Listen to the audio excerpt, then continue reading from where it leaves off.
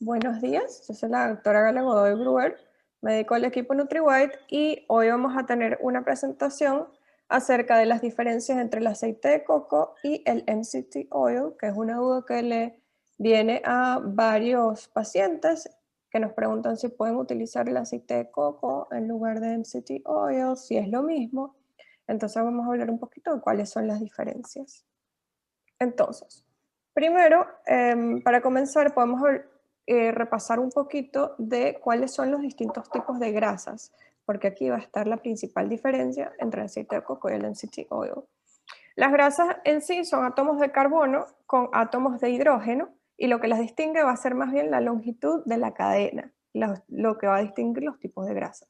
Vamos a tener distintos tipos de ácidos grasas, vamos a tener de cadena corta, como por ejemplo el butirato, que lo tenemos muy presente, por ejemplo, en los ácidos grasos de cadena corta que producen la microbiota sana.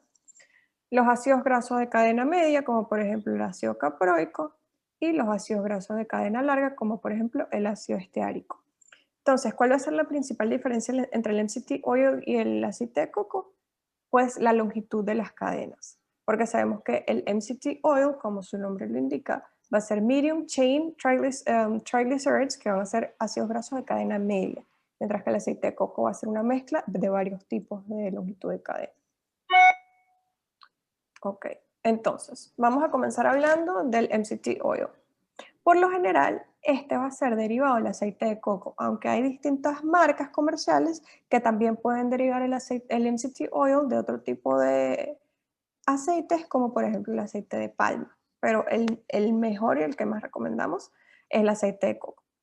El aceite de coco per se tiene aproximadamente 15% de su contenido de ácidos grasos de cadena media, mientras que el MCT oil es 100% ácidos grasos de cadena media. Vamos a tener tres tipos principales de ácidos grasos de cadena media dentro del componente del MCT oil.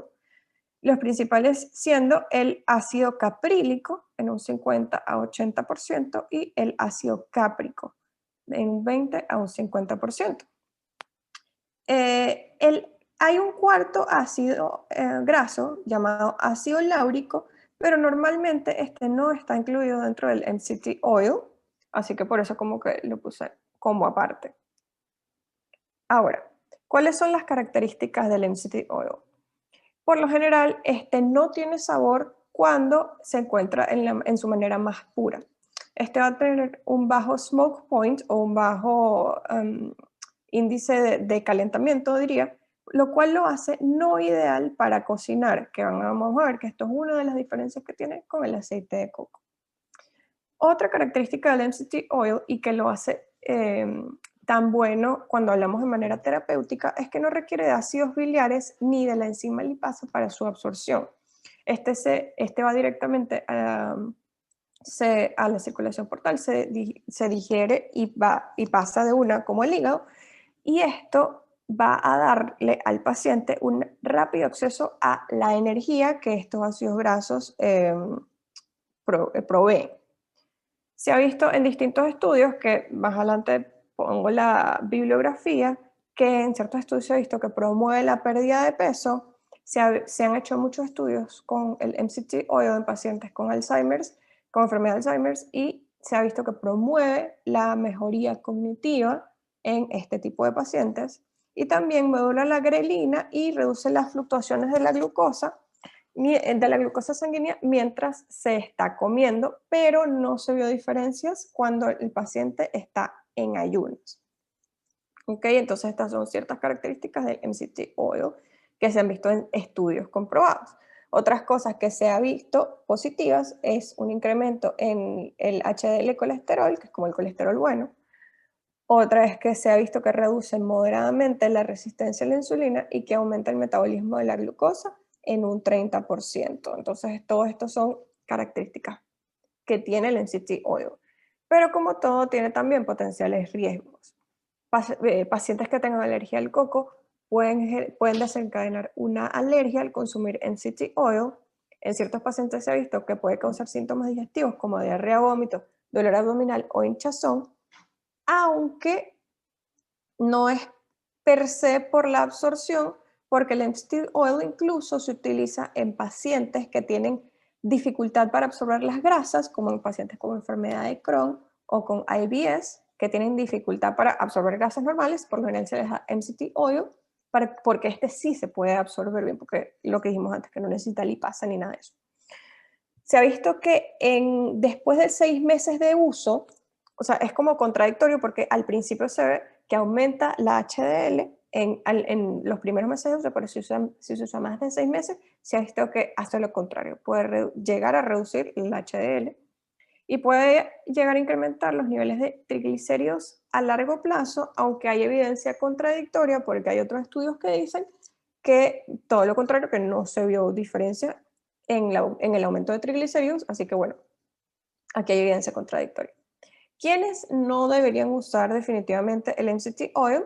Principalmente pacientes con cirrosis hepática o que tengan diabetes tipo 1 con tendencia a cetoacidosis diabética, porque el MCT oil promueve la formación de ketonas aún cuando hay glucosa en sangre. Ahora vamos a hablar un poquito del aceite de coco completo. Este va a ser derivado directamente de la pulpa del coco y va a estar conformado de un 60 a un 70% por ácidos grasos. En cuanto a ácidos grasos de cadena media, este puede llegar a contener un 8% de ácido caprílico y un 7% de ácido cáprico, que recordamos que son los que principalmente conforman el MCT oil. Así que vemos que es una muy pequeña proporción de ácidos grasos de cadena media en comparación con el MCT oil. Puede llegar a tener un 49% de ácido láurico y el resto van a ser ácidos grasos de cadena larga. Esto hace que el aceite de coco tenga un high smoke point, es decir, lo vamos a poder, o sea, que lo hace un muy buen aceite para cocinar porque como que tarda mucho más en quemarse. ¿Qué se ha visto en estudios donde se utiliza el aceite de coco? Se ha visto que aumenta significativamente el colesterol HDL, que no es el colesterol bueno. Se ha visto que de lo que hablábamos anteriormente con el oil pulling technique, se ha visto que puede disminuir la formación de gingivitis y placa dental por sus efectos sobre la microbiota. Y para uso estético y externo, se ha visto que mantiene la piel humectada y por eso se utiliza mucho de manera estética. ¿Cuál es el riesgo que se ha visto en la mayoría de los estudios que utilizan el coconut oil? Que puede generar un aumento del LDL, por lo cual la AHA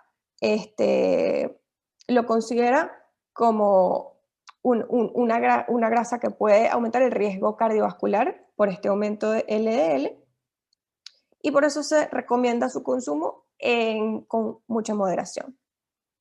Ahora, esto se ve un poquito mal, pero esta información la saqué del website del Dr. Ruscio, que es un doctor que nos gusta muchísimo, donde tiene este cuadrito muy lindo de cuáles son las diferencias entre el MCT oil y el coconut oil. Entonces aquí vemos la fuente del MCT oil, que puede ser de coco o de palma, mientras que el coconut oil claramente solamente es del coco. La conformación de sus ácidos grasos, que ya lo hablamos, y algunos de los usos. Aquí vemos que el MCT oil se puede utilizar de manera como suplemento, en smoothies, en el Bulletproof Coffee y no para cocinar, mientras que el aceite de coco se puede utilizar para muchas más cosas como cocinar, para salud bucal y de la piel, también para el Bulletproof Coffee y como sustituto de mantequilla. Aquí están también algunos de los beneficios, que ya hablamos del MCT oil como una manera rápida de obtener energía, mantiene la ketosis porque hay estudios que muestran que genera cetonas incluso cuando hay glucosa en sangre, mejora el azúcar en sangre, la resistencia a la insulina y el aceite de coco, pues lo que ya habíamos dicho, y los riesgos que también habíamos hablado.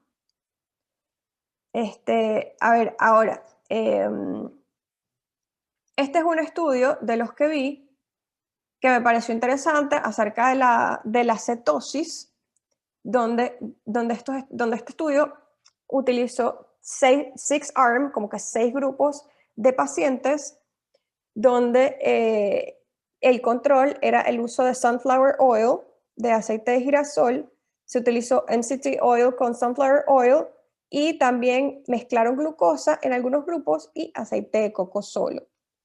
y que lo que encontraron, se hizo un estudio donde se midió beta-hidroxibutirato, el area under the curve y un ANOVA, que son maneras de ver si es estadísticamente significativa la cosa. Y las conclusiones a las que se llegaron después de los resultados es que el MCT oil tenía un mayor efecto cetogénico que los otros componentes, mientras que el aceite de coco solito no fue significativamente representativo la formación de cetonas en la sangre de los pacientes con respecto al MCT oil. Y por eso se vio que el uso de MCT oil puede favorecer la cetosis en pacientes que estén, por ejemplo, en una dieta cetogénica. Esto es un poco algo de la bibliografía en la cual está basado todo esto. Y bueno, muchas gracias por su atención.